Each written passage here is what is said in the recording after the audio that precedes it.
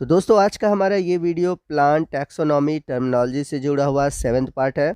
और आज के इस वीडियो में हम फ्लावर के सबसे आउटर मोस्ट ऑर्गन्स कैलिक्स के बारे में जानेंगे।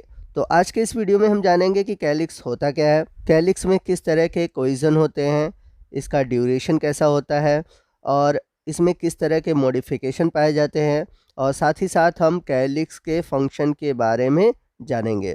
और वीडियो के लास्ट में हम कैलिक्स से जुड़े हुए इसके मोस्ट इम्पॉर्टेंट टॉपिक एस्टिवेशन इन कैलिक्स को डिस्कस करेंगे। तो कुल मिलाकर देखा जाए तो आज का ये वीडियो बहुत ही इम्पॉर्टेंट है, तो आप वीडियो को ध्यान से देखिएगा और पूरा देखिएगा। तो सबसे पहले हम बात करते हैं कि कैलिक्स होता क्या है। तो कैलिक्स जो होता है यह फ्लावर का सबसे आउटर मोस्ट या फिर कह सकते हैं कि फर्स्ट वर्ल होता है। और जैसा कि प्रीवियस वीडियो में मैंने आपको बताया था कि कैलिक्स और कोरोला फ्लावर के नॉन इसेंशियल पार्ट होते हैं। तो जो कैलिक्स है यह नॉन इसेंशियल और ग्रीन पार्ट है। और ये नॉन इसेंशियल क्यों है? क्योंकि मैंने बताया था इसका सेक्सुअल रिप्रोडक्शन में कोई भी कंट्रीब्यूशन नहीं होता, इसलिए इसे हम बोलते हैं नॉन इसेंशियल। कैलिक्स के यूनिट को सेपल कहते हैं। तो कहने का मतलब ये है कि अगर किसी फ्लावर में 5 सेपल है तो अगर हम सबको एक साथ मिलाकर बोलेंगे तो उसको कहा जाएगा कैलिक्स, और हम किसी एक पर्टिकुलर को लेंगे तो उसको हम बोलेंगे सेपल। सेपल को कैपिटल के से रिप्रेजेंट किया जाता है, यानी कि जब आप फ्लोरल फार्मूला लिखते हो तो वहाँ पर हम सेपल को हमेशा के से रिप्रेजेंट करते हैं। आइए नेक्स्ट हम बात करते हैं कि कैलिक्स में कोइजन कैसा होता है। तो कोइजन का मतलब है यूनियन ऑफ सेम पार्ट, यानी कि किसी भी फ्लावर में जो सेपल है वो आपस में एक दूसरे से जुड़े हैं या फिर एक दूसरे से फ्री है। तो अगर सभी सेपल एक दूसरे से फ्री है तो उसे हम बोलते हैं पॉलीसेपलस। अब यदि किसी फ्लावर में 5 सेपल है तो इसको हम कैसे फ्लोरल फार्मूले से रिप्रेजेंट करेंगे? तो कैलिक्स के लिए पहले लिखेंगे के, और अगर उसमें सेपल 5 है तो 5 लिखेंगे। और ध्यान रखेंगे अगर पॉलीसेपलस है तो हम इसको ब्रैकेट में नहीं लिखेंगे। अगर ये सभी सेपल आपस में फ्यूज रहते तो हम उसको क्या कहते, ब्रैकेट के अंदर लिखते। अब यदि सेपल आपस में एक दूसरे से जुड़े हो यानी कि फ्यूज्ड हो, तब इस कंडीशन को हम बोलते हैं गैमोसेपलस। तो इसे हम कैसे रिप्रेजेंट करेंगे? तो जब हम फ्लोरल फार्मूला लिखते हैं तो इसको हम जितने भी सेपल होते हैं उनको हम ब्रैकेट के अंदर लिखते हैं। तो जैसे अगर सेपल की संख्या 5 है और सभी सेपल एक दूसरे से जुड़े हुए हैं तो हम लिखेंगे 5 को ब्रैकेट के अंदर। आइए चलते हैं कैलिक्स से जुड़े हुए अगले टॉपिक की ओर। अगला टॉपिक है हमारा ड्यूरेशन ऑफ कैलिक्स, यानी कि जो कैलिक्स होते हैं वह फ्लावर पर कितने समय के लिए होते हैं उस आधार पर इन्हें डिवाइड किया गया है। तो इसमें सबसे पहला है कैडुकस। तो जब सेपल फ्लावरिंग या फिर फ्रूट के मैच्योर होने से पहले गिर जाते हैं तो उसे हम बोलते हैं कैडुकस। अगला है डेसिडुअस। तो जब कैलिक्स या सेपल फर्टिलाइजेशन के बाद गिरते हैं तो उसे हम बोलते हैं डेसिडुअस। इसके बाद अगला है परसिस्टेंट। तो इसमें जो सेपल होता है यह फ्रूटिंग स्टेज में भी बना रहता है, और ये भी 2 प्रकार के होते हैं। तो इसमें पहला है एक्रेसेंट। तो इसमें कैलिक्स या सेपल फ्रूट के साथ बने रहते हैं, यानी कि ये फ्रूट के साथ ग्रोथ करते हैं। इसके बाद है सेकंड मर्सिस्टेंट। तो इसमें जो सेपल या कैलिक्स होते हैं ये ड्राइड हो जाते हैं, यानी कि सूख जाते हैं। तो ये ख़त्म नहीं होते, सूखे हुए रहते हैं। अब चलते हैं कैलिक्स से जुड़े हुए अगले टॉपिक की ओर, जो कि है मॉडिफिकेशन ऑफ कैलिक्स, यानी कि कैलिक्स में होने वाले बदलाव। तो इसमें सबसे पहला है पेटलॉइड। तो इसमें जो कैलिक्स होता है वो पेटल की भांति दिखाई देता है, यानी इसका जो शेप होगा, कलर होगा, वो पेटल की तरह हो जाता है। अगला है पेपस। तो इसमें कैलिक्स में मॉडिफिकेशन होता है जिसके कारण यह पल्मोस यानी कि फिदर लाइक पंखनुमा दिखाई देते हैं, या फिर ब्रिस्टल लाइक दिखाई देते हैं, या फिर होता है स्केल लाइक दिखाई देते हैं। तो ऐसा अगर मॉडिफिकेशन दिखाई देता है तो उसे हम बोलते हैं पेपस। तो पेपस टाइप का जो कैलिक्स है यह प्रायः आपको कंपोजिटी या फिर कह सकते हैं कि एस्टेरेसी में दिखाई देता है। अगला मॉडिफिकेशन है स्पूर। तो इसमें जो कैलिक्स होते हैं ये ट्यूबुलर या फिर सैक लाइक प्रोजेक्शन बना लेते हैं। तो इस प्रकार का जो मॉडिफिकेशन है वो सामान्यतः आपको रेननकुलेसी फैमिली में देखने को मिलता है। तो जब मैं आपको रेननकुलेसी फैमिली पढ़ाऊंगा तो वहाँ पर कैलिक्स में आप देखेंगे मॉडिफिकेशन के रूप में स्पर टाइप का दिखेगा। और आपको बता दें कि इस मॉडिफाइड कैलिक्स स्पूर में नेक्टर सिक्रेटिंग ग्लैंड यानी कि जो मकरंद को स्रावित करने वाली ग्रंथियाँ होती हैं वो भी देखने को मिलती हैं। अगला है हुड।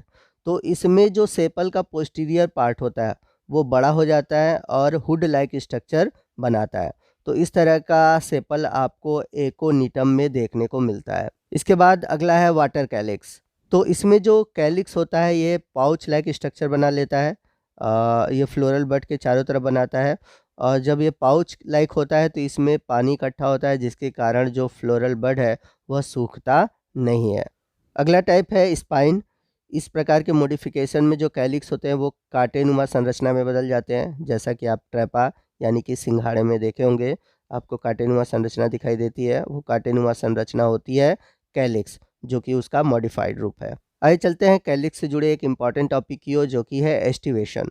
तो एस्टिवेशन का मतलब होता है अरेंजमेंट ऑफ फ्लोरल पार्ट, यानी कि जो सेपल या कैलिक्स फ्लावर में पाए जा रहे हैं वह किस तरह से अरेंज हैं, इसके अरेंजमेंट को ही एस्टिवेशन कहा जाता है। तो एस्टिवेशन के लिए अलग अलग पैटर्न होते हैं। ये पैटर्न कौन कौन से हैं? सबसे पहला है वेलवेट।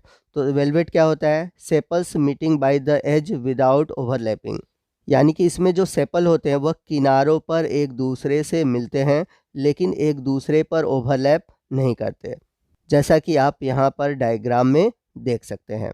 इसके बाद है अगला ट्विस्टेड। तो इसमें होता क्या है कि एक सेपल का मार्जिन जो होता है दूसरे सेपल के मार्जिन पर ओवरलैप करता है, यानी कि सेपल का एक जो किनारा होगा एक कैलिक्स के अंदर और दूसरा जो किनारा होगा दूसरे कैलिक्स के ऊपर की ओर होगा, जैसा कि आप यहाँ पर इमेज में देख सकते हैं कि इसका जो एक किनारा है वो कैलिक्स के अंदर है और दूसरा जो किनारा है वो दूसरे कैलिक्स के ऊपर है। तो इस तरह से क्या होता है, पैटर्न चलता है और इस तरह के जो पैटर्न होते हैं यानी कि इस तरह का जो एस्टिवेशन होता है उसे हम बोलते हैं ट्विस्टेड। कैलिक्स में अगला एस्टिवेशन है इम्ब्रिकेट। इम्ब्रिकेट क्या होता है? Out of the 5 sepal 1 is internal and 1 is external and other 3 partially internal partially external. तो कहने का मतलब अगर 5 सेपल है तो 5 सेपल में एक जो सेपल होगा वो अंदर होगा और एक जो सेपल होगा वो बाहर होगा और बाकी जो बचे 3 सेपल होंगे अंदर बाहर होंगे, जैसा कि आपने ट्विस्टेड में देखा था। तो यहाँ पर आप फिगर में देख सकते हैं, यहाँ पर एक जो सेपल है वो बाहर है, यहाँ पर दूसरा वाला जो सेपल है वो अंदर है। बाकी तीनों सेपल देख रहे हैं, एक सिरा अंदर है तो दूसरा सिरा बाहर है, एक सिरा अंदर है तो दूसरा सिरा बाहर है। तो इस तरह का अगर एस्टिवेशन दिखाई देता है तो उसे हम बोलते हैं इम्ब्रिकेट। अगला जो एस्टिवेशन है वो है क्विनेंशियल। तो ये भी एक तरह से इम्ब्रिकेट का ही रूप है, जिसमें कि 5 सेपल में 2 जो होते हैं वो इंटरनल होते हैं, 2 एक्सटर्नल होते हैं और एक जो होता है वो पार्शियल इंटरनल पार्शियल एक्सटर्नल होता है, यानी कि 2 अंदर 2 बाहर और एक जो बचा हुआ सेपल होगा वो अंदर बाहर की ओर देखने को मिलता है। तो इस तरह के एस्टिवेशन आपको दिखते हैं क्विनेंशियल में। तो एस्टिवेशन वाला जो टॉपिक है वो इम्पॉर्टेंट है, क्योंकि जब आप फ्लोरल डायग्राम बनाते हो तो आप इन एस्टिवेशन के आधार पर ही फ्लोरल डायग्राम बनाते हो। तो जब तक आपको एस्टिवेशन क्लियर नहीं होगा तब तक आप फ्लोरल डायग्राम नहीं बना पाओगे। तो इम्पॉर्टेंट है, इसको ध्यान से समझिएगा और याद रखिएगा। आइए चलते हैं कैलिक्स से जुड़े हुए लास्ट टॉपिक की ओर और लास्ट टॉपिक है फंक्शन ऑफ कैलिक्स, यानी कि कैलिक्स के कार्य क्या है। तो कैलिक्स का सबसे महत्वपूर्ण कार्य है प्रोटेक्शन का, यानी कि जब फ्लावर बड कंडीशन में होता है तो उस समय कैलिक्स इसको प्रोटेक्ट करता है। सेकंड फंक्शन है ये फोटोसिंथेसिस में पार्टिसिपेट करता है, क्योंकि जैसा कि हमने बताया था कि जो सेपल होते हैं वो ग्रीन होते हैं, जिसके कारण इसमें क्लोरोफिल पाया जाता है और ये फोटोसिंथेसिस करते हैं। इसके अलावा जो पेटेलॉइड सेपल होते हैं वो इंसेक्ट को अट्रैक्ट करते हैं, जिसकी वजह से पोलिनेशन होता है। तो ये 3 महत्वपूर्ण कार्य हैं कैलिक्स के। तो दोस्तों ये था हमारा कैलिक्स से जुड़ा हुआ टर्मिनोलॉजी। आपको आज का ये वीडियो कैसा लगा कमेंट करके ज़रूर बताइएगा। वीडियो अच्छा लगा हो तो वीडियो को लाइक और शेयर करना मत भूलिएगा और कोई भी डाउट हो आप हमसे कमेंट करके पूछ सकते हैं। तो दोस्तों मिलते हैं अगले वीडियो में, जिसमें कि हम कोरोला और कोरोला से जुड़े हुए जितने भी टर्मिनोलॉजी है उन्हें डिस्कस करेंगे। तो आज के लिए बस इतना ही। जय हिंद, जय भारत।